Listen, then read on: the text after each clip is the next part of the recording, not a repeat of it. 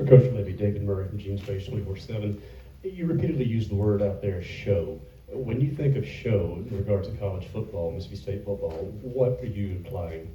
Excitement, fun, energy, passionate, touchdowns, violent defense, people that play with a ton of passion and a ton of toughness, and that's what I want our people to see on Saturdays. Go here to the left. Zach, Stefan Kreschny, Clear and Ledger. For you, going through this process of the coaching search, what kind of stood out to you about Coach Lebby, and when did you kind of have the idea that that's the direction you wanted to go with? Clearly, I've known of Coach Lebby for quite some time, and I think anybody in this business knows and sees the type of person he is, the style of play he has, his ability to attract great people. I think when you have that kind of gravity around you, people take notice. So I think, we visited with a handful of candidates and met with some great coaches, but, throughout our process, it came back to Coach Lebby was the right person to lead our program at this time. And couldn't be more excited about where we're going from a moment of clarity standpoint. Say sometime in the Saturday time frame, knew Coach Lebby was our guy, and we're so excited to have him and his family here. Coach Lebby, Paul Jones on 3.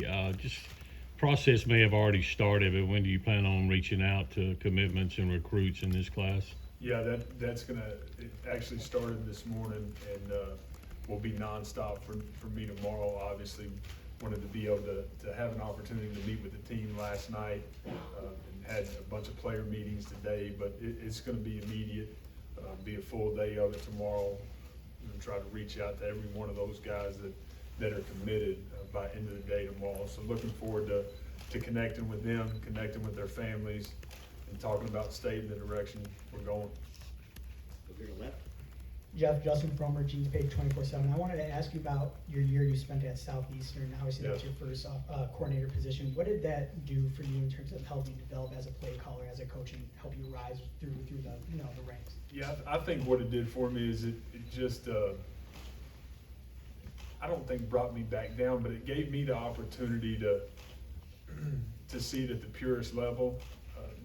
Those were young men and they were playing for one reason and one reason only. It's because they loved it, and it was an incredible reminder for me that it's about the players. It's about the locker room. It's about those guys, again, like I talked about outside, having this incredible college experience, and it looks a lot of different ways at a lot of different places. But I love the fact that those young men were incredibly prideful and thankful for their opportunity, and that's probably the thing that I saw there in the 6 months that I was in Polk County. Jeff, John Sokoloff, WCBI, good to see you again. You've had a lot of success on the offensive side of the ball, especially these last 5 years, but this is your first head coaching kind of opportunity. What makes you kind of confident that you thrive in a role like this, and how are you kind of planning on adapting to a role like this? Yeah, I think the biggest thing, and I actually mentioned this outside, but it's not just about me. It's about the people that we bring in the building. We've got incredible leadership, people that I can lean on as we move through this thing to be able to go put together an elite staff. And I do plan on putting together a staff that has incredible experience and knows exactly what it's supposed to look like in all 3 phases. And when we're going to be able to get the right people in the building is, the timeline standpoint will be a little different depending on how a couple of things shake out. But very, very confident in the people that are going to be here, and obviously very confident in my approach and leadership ability to get these guys to go where we want them to go. To the right. Steve Robertson with Gene's Page. I have 2 questions, one for each of you. We'll start with Zach. This process obviously was a relatively new one for you as kind of being the lead dog, I guess, in this respect. What maybe did you learn about maybe yourself and your team as you navigated through this? Yeah, it's a good question, Steve. I think anytime you go from a position of making recommendations versus decisions, I think there's a little difference there. But, as we've said before, like I've just been blessed to be around some great leaders, some great people in this business that have shown me their processes, their ways to do things, and clearly you make your own spin on it. I also don't want to overcomplicate it. One of the first things we did, I'm a visual kind of a name type person, so we named this Operation Magnolia Rise. So that was our hunt. We wanted to go hunt the next head football coach of Mississippi State. So you understand the responsibility, the weight of these processes, but you also want to have fun as you're going through the holidays and you're going through, there's so many other dynamics with it. So, again, felt full confident. We've got a great team of people around us. As I mentioned earlier, we've got, 3 of our deputy ADs that were really helpful in this process as far as screening, giving recommendations, giving their due diligence, and Joey Bailey, Terry Prentice, and Josh McCown were instrumental in helping throughout this. When you got great teams around you, it really helps make my job leading this program a lot easier. Coach Lebby, you never know who you're gonna end up working for in this profession, but you've been on the opposite sideline of a pretty important ball game around here. What's it like maybe coaching against Mississippi State and now you're the coach at Mississippi State? Yeah, well, obviously, I'm looking forward to continuing in the chair that I'm in. I know the importance of that game after living it for 2 years, but incredibly excited. I understand how prideful State is. I love the fact that our fan base wants that game is, more than any one of them. And I think you can tell how passionate Dr. Keenum is when he talks about being state champs. So, again, sitting in this chair, I don't take it lightly. It's going to be a lot of fun. People in this state are going to have a lot of fun with that game, and I'm one of them. Hey Jeff, Robbie Fall from 247 Sports. We know about what you can do on the offensive side of the ball now that you're leading your own program. What does the defensive coordinator or defensive staff look like for you? What are you looking for on that side of the ball? Yeah, I think it's incredibly important to have a guy come in here that's done it and lived it and has great experience. And again, I'll continue to talk about wanting to hire guys that know what it's supposed to look like inside this league. That's important. I do. I think this league is different than any others. And I want a guy that has had success and had a lot of different experiences being able to go put it together on that side of the ball. Over to the left. Hey Coach, Jack Byers from BulldogBlitz.com, Rivals. You made some comments earlier today just about, just embracing NIL and the transfer portal. Can you just talk about your approach to that just dynamic of college football just in these last couple of years? Yeah, the biggest thing is just understanding that that's part of the game, and that's part of the game that we're coaching in, that we're playing in. So making sure that we're doing everything that we can, on both sides of it to put ourselves in positions of success on Saturday. Whether it be NIL or whether it be the portal, both those things are in play. And so making sure we're doing a great job of adapting to both of those things to create a roster that's going to give us chances to go win. And that, to me, that's my job. That's our job, is to build a roster that's got great competitive depth and great toughness. And through those two things, that's going to be part of it.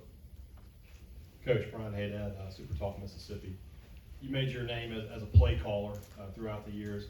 Are you planning to continue calling plays here at Mississippi State, or do you think you'll turn that over to an offensive coordinator? No, I will continue to call it. I think that's important for me as we get started in this thing, having one voice as we move forward, as we're putting together the staff, still having the ability to hire an offensive coordinator from a title standpoint to be able to take some of the day-to-day and be able to go have total control of some of the organizational things that go on with whether it be practice or game planning, so that I do have the ability to be a head coach. So he'll be an incredible extension of me, one that I trust, one that understands the system and has lived in it for sure. Back right. Hey, Coach Lebby, Bradley Davis with WAPT Sports in Jackson. Good to meet you. So it seems like expectations are higher than ever for first-year head coaches, and Coach Matt Rule recently said that when you're taking a job, the expectations should match the commitment. So I just wanted to ask you, what do you think the expectations should be here at MSU, and what has been on the commitment side? Yeah, I don't know if I should talk about what the expectations should be outside the building. I know what the expectations are going to be for myself and the players in the locker room, and that's to be as good as we can possibly, as fast as we can possibly be. We are truly going to be in a race against ourselves to see how good we can get before the first time we walk out into that stadium on a Saturday afternoon. And what that looks like, will determine how much success we have through the season. But that to me is what it's all about, is, as simple as it may sound, finding ways to get better every single day to give us a chance to be as good as we can possibly be week one is going to be our focus. And it will be process driven over and over and over, as you get into it and you're into practice, if you don't like the result of how practice is going, it's probably because our process isn't right. So guys understanding that sooner than later, that's going to be important. Hey, Coach, Tanner Marler, on 3. You talked a little bit about what you've seen on the roster right now, that you like what you see. Is there anything in particular that stands out to you about what State currently has on the roster? Yeah, I think we've got some pieces in place, and as I get more familiar with it, these next 3 days for me, after everything is settled down a little bit before we're able to go hit the road, will be really important from just a knowledge standpoint of where our roster is at, and being able to watch, specific personnel cut-ups of every single position group of every single player on our team that's played more than 10 snaps. So that's what's going to happen over these next few days, while getting on the phone with all of these recruits and understanding exactly where we're at with these guys, and also while meeting with every single player on our team. And right now the player meeting for me is not, it doesn't have anything to do with football. It's got everything to do with connection, and those guys understanding, what the vision of the program is, how we're going to operate, and them understanding that they've got a head coach that's going to have their back and is going to support them as they're on their journey. Coach Patrick Talbot, WTOK in Meridian. Just a quick question. Coaches grow up in the game. They grow up under mentors and stuff like that.